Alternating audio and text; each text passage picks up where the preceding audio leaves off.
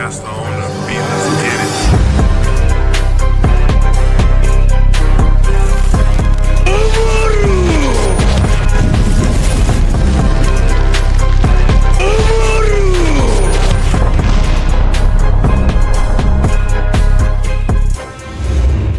Alright, it's your boy Brandless back at it again. Today we're gonna be showcasing one of my locals matchups. Today we playing against Mami Moon. It's a mirror match, boys, and I'm so happy to play the mirror match. I'll show you my strategies that I do against the mirror match. Before we start with the gameplay and the strategies, shout out to Mami Moon. Thank you for having us in your live stream on TikTok.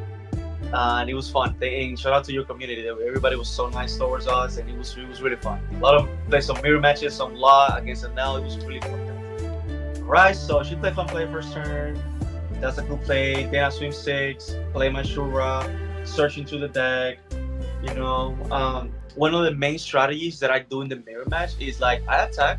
I try to take your first two life, then I starve you at two, and then you just go for four. The Nell mirror match is all about board control and manage your hand, your resources in the best way possible you can. So she's with seven. There's no need for me to counter there, especially that early. Right. I believe my first life is Onami, so I'm debating if I want to use that Onami on Flampe. But to be honest, that's bad. Like Flampe, she has to commit four dons to even swim, or Amaru plus one don. So yeah, she's not a threat. Alright, she's searching through the deck. So you got multiple options. We see Gadatsu, Reject. So let's see what else she has. I think that's Sayori. So yeah, good choices. There you go. Nice. Reject's a great card to control board and to go for game. Now we have five dons. See what we do here. You see? Play two, swim for eight. Are you gonna give me two 2Ks that early? And I don't think she have a lot of 2Ks, to be honest. I don't think so. I'm looking at her. Yeah, she have a lot of cards that can put pressure to the game, but she don't have like the counter. So yeah, manage that 2K. That's really good. I wish it was a Yamato. I ain't gonna lie. But yeah. All right. Yeah, mirror match, guys, is always intense. It's always, you grind. It's a grind game. But it's more fun than when I used to play Karakuri.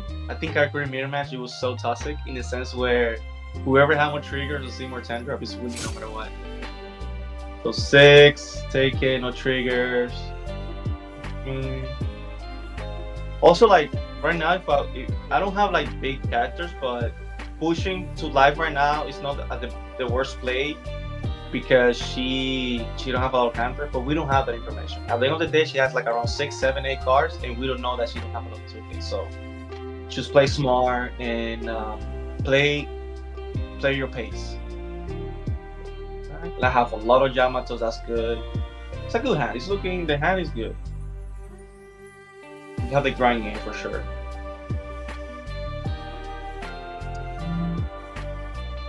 So I pay 7 and I pass. The reason I did that is because I believe she's gonna have 8 dons now. So it just like look, she threw Raigo if I'm not mistaken. Like she threw Raigo to my nail, I can defend it, and she had to trash one life. And you just gain more value leaving her at 2 life because let's say they play Yamato. Yes, she can kill one of my lower cost characters, but she's not getting a life. So she's not getting the full effect. And one of the most broken things about it now is like, okay, I'm at 1 life. Okay, I'm gonna go back to 2, kill something, maybe trigger something. It can get really overwhelming for your opponent. Alright, she's taking her time, swing 5. Okay, let's see. Yeah. Okay, so I'm really mindful when my opponent, especially in the mirror match, when he gets to 7 done and plus, I'm really mindful. Why? Because she have a Gedatsu on board, right? She can swim 7 with Gedatsu, 7 with an L. And like like if she does that, yeah. Because for example, so if I take the five, right? I take the five. Now I'm at one life. She swings seven with Getatsu. Now I reheal, right? Now she plays an Enel. Instead of me just dropping 1k, I gotta give her 2k and a 1k to not hit zero. Because I can only do my leader effect once per turn. So that's why I defended the first five. Because you need to respect your game. You need to respect your opponent, and it can get scary in a heartbeat. Like if you don't respect the fundamentals of the game and your strategies against the mirror match, and you need to have with you need to have knowledge. Like okay, she might play the 7-drop linen, she might play it now. If she decides to go more aggressive, I'd rather give her the 1k instead of giving it 2 cards later on the turn. So now she's changed her strategy. She goes eight. I take it because she has an enable hand. You see, but me defending the first attack, she thought like, okay, let me play some. Oh, but she has the ace too. Okay, I see. So you see, she can even attack higher because she have the ace. So that's why you gotta be mindful on when you counter. Yes, we know that once if I'm at three life, you gotta swing me 3 times. But look, she have the attacks. She can go eight right now if she wants to. But she's being smart because I'm gonna go back to one no matter what. So that was the play. She put pressure on my life. She eat one of my life. She eat one card out of my hand, and she play a body. So now I can only attack the Getachi. And I'm really mindful of things that I wanna do.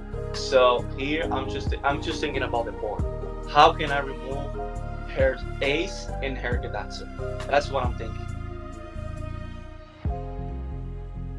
Okay, here. So I go 8 to 6.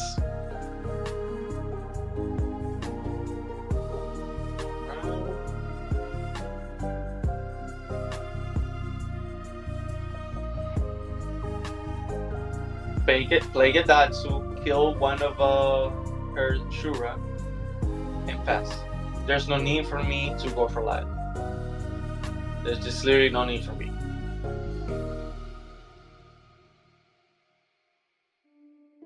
But this is when it gets scary in the sense where you gotta be now the game start. Now is when the game start because now she can be like, okay, he's at one life. I'm gonna put pressure on his life, and then she can force me to play Yamatos and not go for her board, eat my hand. So now this is when it gets good. This is what I feel like it's more fun me as a yellow player playing a nail in a mirror now than when I used to play Karakuri mirror match because the nail mirror match there's more strategies there. This you gotta be really thoughtful of what you do, especially when you play the control version. There's some aggro versions where you just go wide, put pressure, play the crackers, keep an hoyos. So it makes your game easier in the sense that you can just kill me, you can outpace me. But with my list, everybody that knows me, I'm more of mid range. Like I can go fast if I need to, but I like to control your board and slowly get there. Can't wait, guys, for OPO7, guys. Tell me in the comments down below what do you think. What decks are you playing? What cards you thinking about putting if you play now? Like, let me know. Let me know. I usually don't like to play test ahead of time. Um, but a few friends from the community have been asking me like, "Hey, you need to test. You need to." Okay, so she plays Onami. Give the ace banish. And I'm like, should I give it to? I take it, guys. I take it. I discard one for. I take it because I need to see what she's gonna do next. I decided to take it. I say, okay, I'm gonna take it and see what you do next. Because now she have okay, she pays 7. That's rough. Um, in a sense where she establishes that yeah, I heal her. Why? Because if I trash, I go to 0. So in that sense, in that situation, I have to do it. So guys, like I was saying, I don't play tennis before time, but I have a new rule. If you have close friends that like I want to play test this Lucci or the Flamingo, Blue the Flamingo, I think that's his name. I just built something right away, and I played test a few games in OPU7.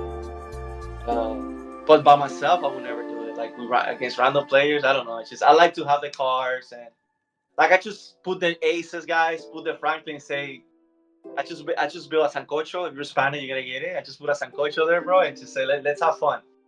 But usually I like to stay on the set and test what's available for me. So I go 7-7. She let it die, so that was good because we just get rid of that, right? That's good without done commitments. So now I got different plays. You test the waters. What you want to do as a player, you test the waters. Don't commit any duns. Keep your opponent guessing. Yes, probably she knows I might play this or that, but keep her guessing. She don't know what you have until you play it. Okay. So I'm being mindful of what to do. Why? Because she's healthy alive, But okay, so I start putting pressure towards life. So I go 5. Okay.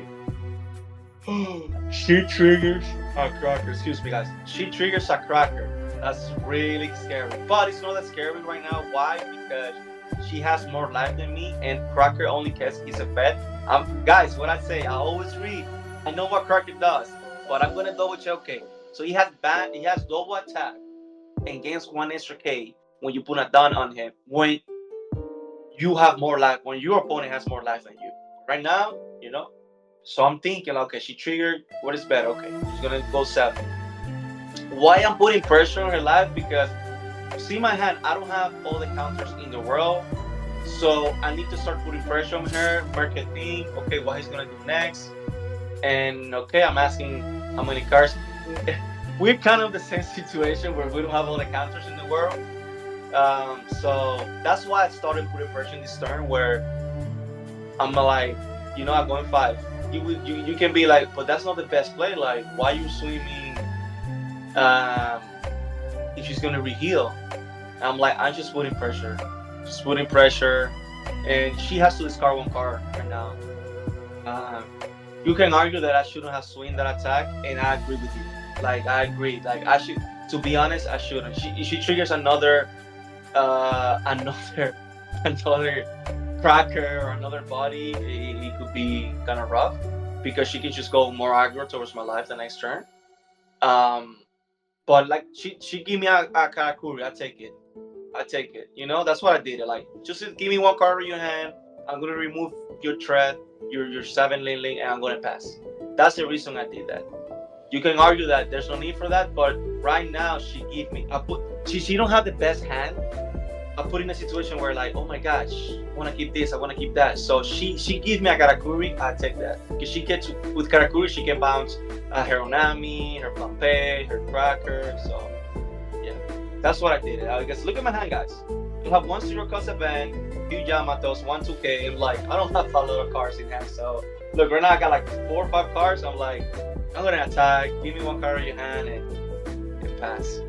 But right now I have 4. I have 2 characters that can put pressure on her character if she's on her cracker if she's swinging with him. So yeah, but it's getting that like it's getting to that stage where it's like, oh, who has more Yamatos?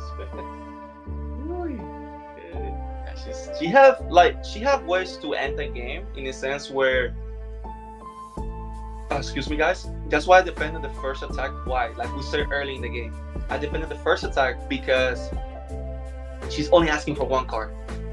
5? You see me 5? You asking for 1 card. So now, if she does reject, at least I have the 0 cost event. She goes to 0, but she have regen and Amaru. But she has to hit me once. She has to hit me once, and then she has to hit me once, and then she has to hit me once, and then she has to do regen. So she has to attack me once successfully that I take it, and then she pay 4 duns to put me at 0 and try to go for game with a Maru or Cracker. Mi amor, go para allá. I'm recording, please. Let me finish, mommy. I'll be right there. My love. Tell mama. Go, mommy. Sorry about that, guys. My daughter. We have kids. Everybody that knows kids, you know how it is. So yeah. What did I miss? Let's see. Okay, she's thinking what to do. Oh, she plays Hiyori, right? Yeah, she plays 2. She plays Hiyori. She changed her life. I think she stuck the 0 cost event, if I'm not mistaken. Um. Okay, so she pays. 6 to kill might get that too. She's clearing my board because she knows that she don't have a lot of. We're in the same situation where we don't have a lot of capital. So there, if I was her, I would swim with Onami to my Shura because now I get to. If I have Karakuri, I can go back to 2. But at the same time, if I'm healthier than him, if I'm healthier than him, if I'm healthier than Mami Moon, she has the double attack. So yeah. So let's see. Okay, I swim 6. She has the zero cost event. She triggered that first. She discard 1 card for the zero cost event. Then she do leader ability when she heals again, and she discard another card. I'll be getting that question. I try my best on the comments to explain the effects, but that's how it works. You trigger the zero cost event first. You get 1 life, and then you're for some reason the ruling says that you get to do an ability. It's the to me it shouldn't work like that, but that's the way based on the ruling that works. You're allowed to go to 2. Why? Because this they don't miss timing for some reason. They just happen at the same time. Okay, somebody hit the camera. Let me I see that it happens. Um, oh, thank God we can still see. But then we can see almost everything. Yeah, yeah, yeah. There you go. There you go. That's good. That's good. That's good. It happens. Yeah, it happens. Okay, so she gave me a Regen Amaru, but now she go back to 2. So yeah, we get to kill the Nami. Remove even you say, oh, she's only at 3K, but guys, with 2 done, she's a 5K, and she can put pressure. Now her cracker's dead. She don't have the double attack, and I'll go back to 2. I don't have a lot of counter, a lot of cards in hand. Me and her, we're in the same situation. The advantage that I have is just I have more bigger cards, and that's what I said early on the video, guys. That you wanna control board. If you can control board, keep healing yourself. Yeah, it's looking good for you as an NL player. Just be patient. That turn that you can be like, oh, why you swing that last 5? Well, she gave me a Karakuri that she could have used right now.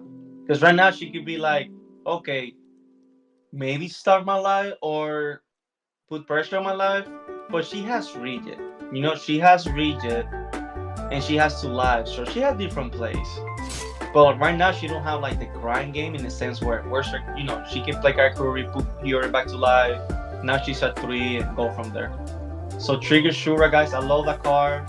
On the Sancocho that I made for Opio 7, I removed Shura. But like I say, guys, I barely have tests. Like I test for a few hours with the homies, but I haven't tested in the sense like, okay, let me change the ratio, let me do this, let me do that. Like I'm gonna wait for Opio 7 to go full in on testing because, like I said, I love getting the cards. But I remove Shura to put the Franklin, and sometimes I feel like it would have been nice to have Shura because it's just search. You get to abuse it with Karakuri. But yeah, let's see how our build's gonna look once we hit OPO 7. You guys gotta give me at least 2 weeks, guys. I love to grind. I love to test the new cards. So she plays it Sanji. Let's see what she does next. So I like to grind. And like I'm not gonna bring you a build that I just put. Oh, this is my new build. No, I'm gonna test it out and at least competitive, at least like consistently. If I'm topping on locals and doing well, then I showcase the list. Because um, I love to bring based on my spirit, like on my knowledge of the game. I try to bring the best based on my knowledge. But I'm always learning, always open to feedback, things that I can do better. Like right now, guys, hey, I think you should do this in this turn. I think you should do that. Share the love, share the knowledge. That's what we're here for, to build a beautiful community where we can all learn from each other. Okay, so she plays the Sanji. She don't attack. I go 6 alive. I gotta start putting pressure because why? I have a Yamato. I have an Enel, so I feel more comfortable going at her life now. She don't have any rested character, so that's the way. So I ER 2K killed that. But at the same time, right now, if I swing with Yamato and Enel, she's not gonna die.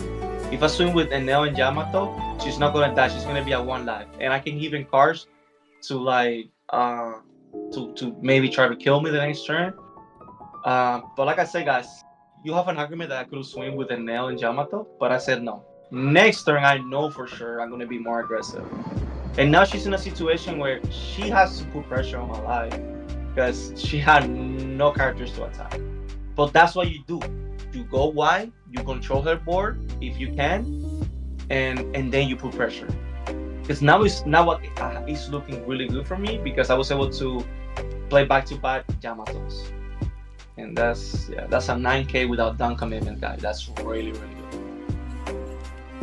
Okay, she's swing five. I defend the first attack, guys. I respect the game so much. Okay, she rival one of my Yamatos. I'm like, can I kill the regular one?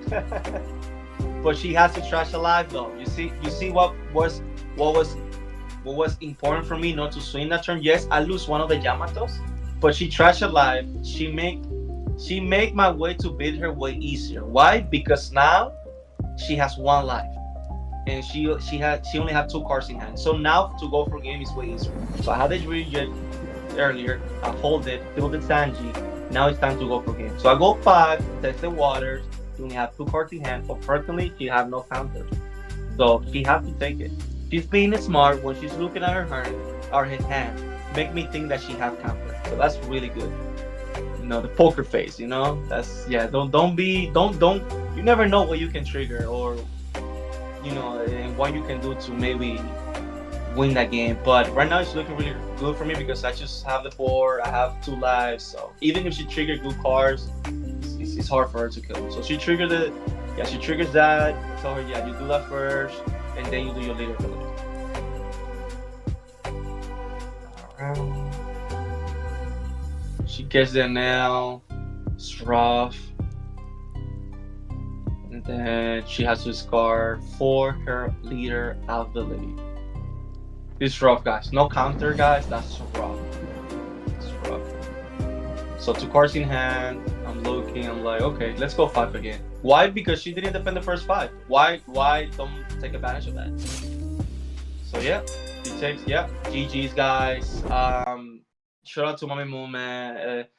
It's always fun playing against her. She used to play Yamato. She started playing now after EBO1 got released, and um she's learning. She's learning, and I'm trying to help her, with the strategies. But guys, anybody, the main strategy against the mirror match, you go try to the best you can to control their board, start them at two live. Because if they do the Rigo, if they do the forecast event, they have to give you cards. See what I'm saying? They have to trash the top live if there are two. And then if you do Rigo or the forecast event, they don't get to heal. They cannot do Rigo and heal at the same turn, right? So as an Enel player, it hurts when you have to trash your life to do those effects, when you can establish your board and keep putting pressure. So yeah, guys, I hope you guys like it. That's my strategy overall against the mirror match. Even if they play an aggressive version, I do this. I kind of do the same where I just go for your board, play my Yamatos, play my curve, heal myself if I'm in trouble, and grind. Because if you lose your board and you lose your hand, it's GG's, guys. But hopefully you guys enjoy the video. Me and my brother Coviciera, and through this week we're gonna be making a special video for you guys where I was able to go on the video of the locals. I'm gonna showcase a few odds that I made to my list, and we're gonna do a POV view showing cases all my matchups in that tournament. We have a few meta leaders there. We got Luffy, Gecko, so a lot. So hopefully you guys enjoyed the video. So again, thank you so much for your love. We're really grateful. Make sure to subscribe, like, comment. It really helps the channel. And don't forget, once we hit 750, we're gonna be doing another giveaway. Details are gonna be announced soon. So thank you so much. Have a blessed day. Signing out.